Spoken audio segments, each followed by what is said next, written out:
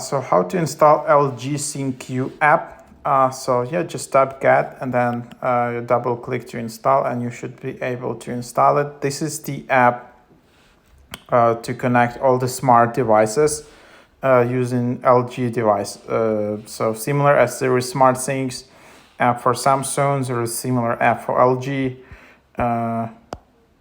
Remote control, and then here you just connect all of these things with Bluetooth, and then you should be able to control all of those. So that's basically the idea. Connect your washer, air conditioner, TV, and other appliances to the ThinQ app.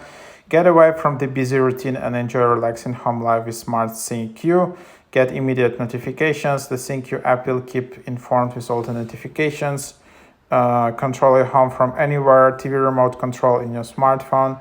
Change TV channels and adjust the sounds with the ThinQ app. ThinQ will automatically access the current state of your products.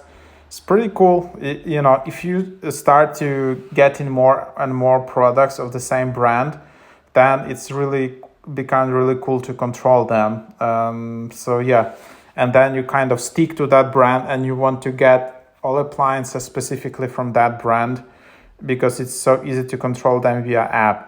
So yeah, and then you just allow, send notifications. So